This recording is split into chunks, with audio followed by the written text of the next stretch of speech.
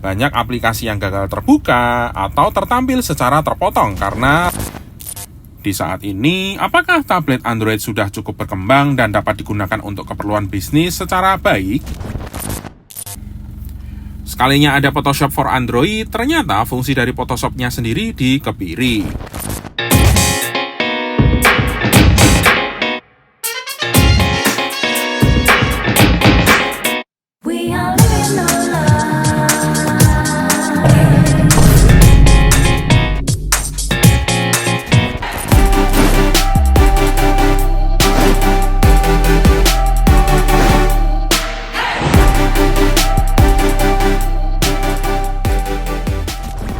Tablet Android atau Apple iPad? Pernah nggak sih kalian merasa bingung ketika memilih kedua benda ini? Pada dasarnya, kalian nggak akan sebingung itu ya, karena pengguna Android ya pastinya bakalan pilih tablet Android. Dan pengguna iPhone pasti pilihannya Apple iPad. Di sini saya akan secara objektif menjawab, kenapa pilihan terbaik adalah sebuah Apple iPad, tidak tablet Android flagship seperti Samsung atau Huawei meskipun HP-mu Android. Jika bertanya, mana yang punya sejarah yang lebih bagus, mari kita flashback terlebih dahulu.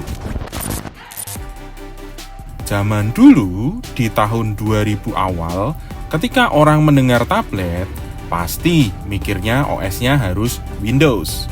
Karena pada saat itu OS Windows memang paling reliable untuk digunakan sebagai perangkat tablet dengan tujuan bisnis. Di mana OS yang ada pada saat itu adanya Symbian dari Nokia atau BlackBerry OS yang jelas kurang baik jika digunakan untuk sebuah tablet. Di lapangan dan seiring berjalannya waktu, tablet dengan OS Windows ternyata banyak kendala. Seperti tidak nyamannya penggunaan sebuah pensil tablet di OS Windows untuk menggantikan mouse. Belum lagi baterai yang super boros untuk mengangkat operating system Windows. Sampai harga tabletnya yang luar biasa mahal sekali karena ketambahan harga software Windows itu sendiri. Ingat, OS Windows tidak pernah diberikan secara gratis, kecuali Anda pakai versi Pak Tani. Steve Jobs dengan ide briliannya di kala itu, mencoba melepas ke pasaran sebuah tablet yang memakai operating system iOS. Operasi sistem ini sama dengan yang digunakan oleh perangkat iPhone. And we call it the iPad. So,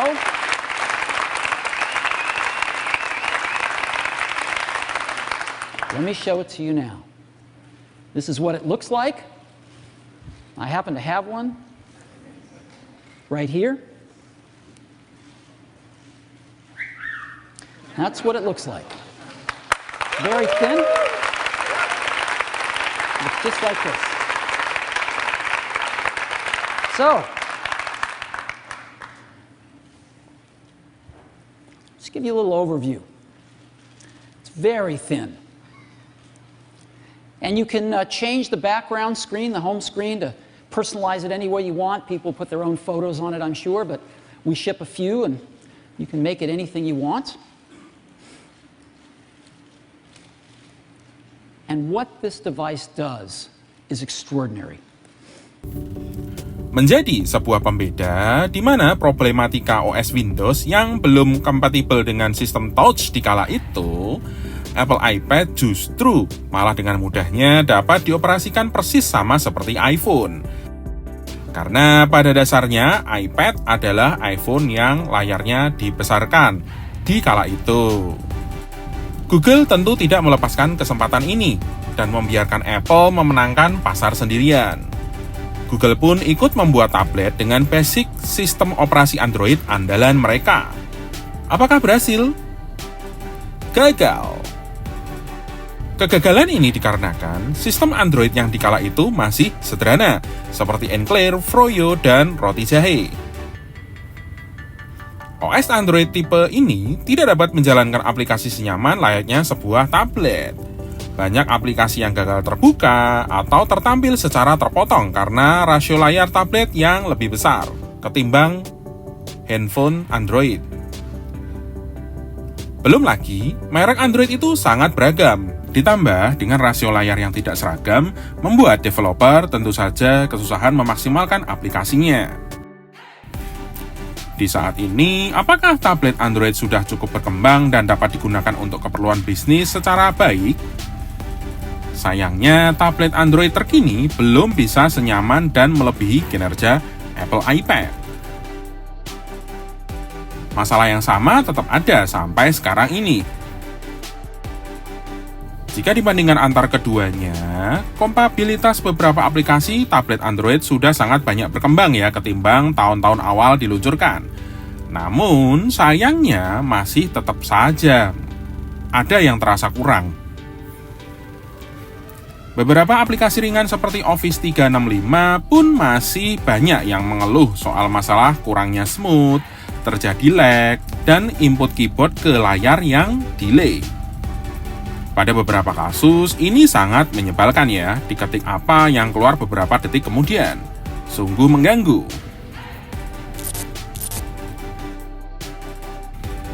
Tidak seperti Apple iPad, tablet Android belum didukung aplikasi menggambar, edit foto, edit video yang profesional, layaknya bekerja di sebuah laptop atau PC.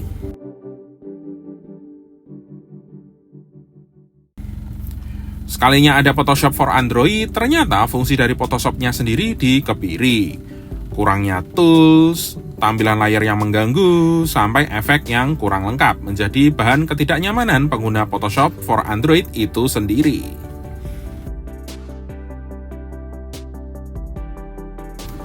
Ya, masalah ini membuat calon pembeli tablet Android jadi berpikir kembali dan menimbang. Karena ketimbang beli tablet Android yang kinerjanya masih terasa kentang dan mahal, mending beli laptop sekalian kan kalau gitu. Toh harganya juga masih 11-12.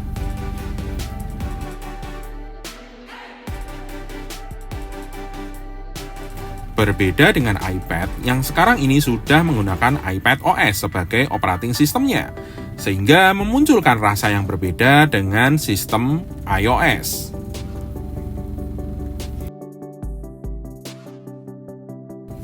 Berbagai dukungan dari banyak aplikasi eksklusif seperti contohnya Affinity Designer yang bisa digunakan sebagai pengganti Corel atau Adobe Illustrator, Affinity Photo sebagai pengganti Photoshop, dan LumaFusion sebagai pengganti Adobe Premiere Pro. Apple iPad kini bisa digeber dengan efektif, terutama untuk keperluan desain dan editing.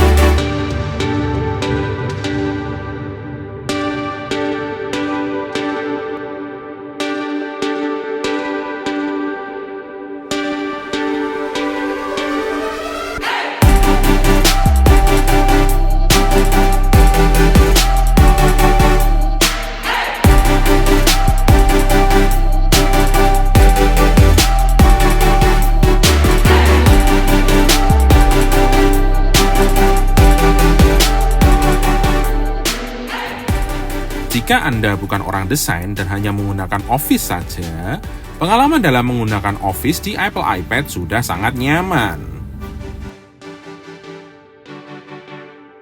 Ketikan dengan tabel dan rumus yang kompleks pun dapat dengan nyaman dan mulus seperti kita kerja di sebuah laptop.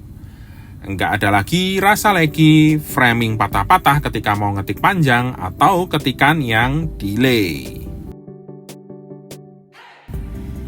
Belum lagi nih, kalau bicara tentang sisi perlengkapan kerja seperti aksesoris.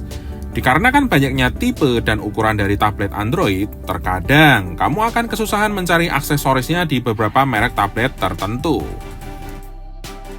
Untuk sebuah tablet, aksesoris itu penting ya.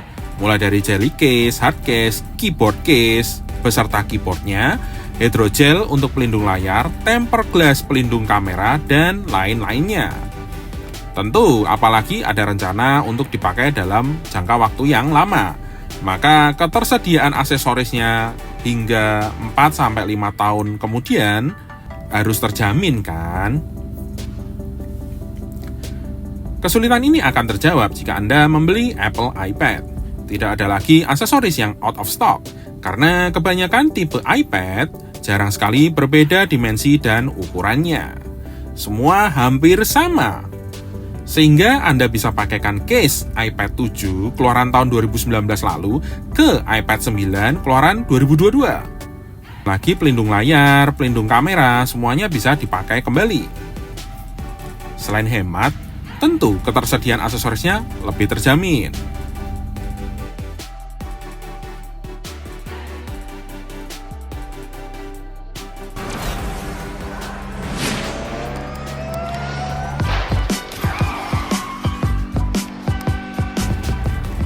Suara yang dihasilkan produk-produk dari Apple juga cukup enak didengar, terutama Apple iPad Pro yang memiliki 4 speaker.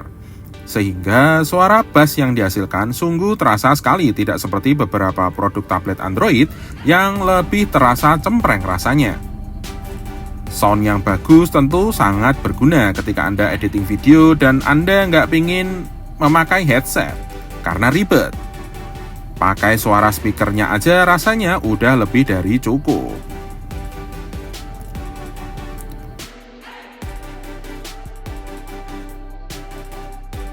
Apple iPad juga mendevelop pensil yang sangat baik, suportif, dan enak dipakai.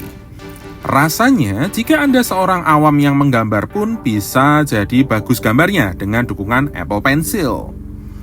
Saya pribadi belum pernah merasakan sebuah pensil tablet yang lebih enak daripada Apple Pencil.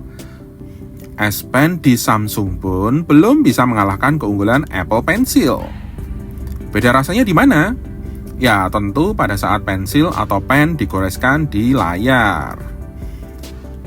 Apple Pencil bisa digunakan untuk menggambar garis tebal, tipis, bahkan mengarsir gambar dengan efek goresan yang berbeda-beda. Sedangkan S Pen milik Samsung belum mampu melakukannya.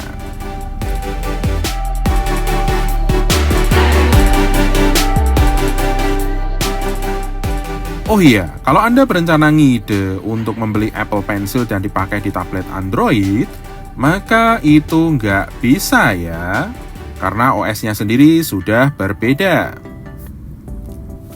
Nah, kalau pembahasan Apple Pencil ini menarik buat kalian, nanti saya akan buatkan sendiri videonya.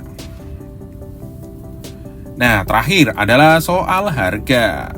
Jika dibandingkan harga keduanya, Apple iPad terbaru versus Samsung Tab terbaru rasanya masih murah Apple iPad terbaru. Bisa kamu lihat perbandingannya per bulan Agustus ini.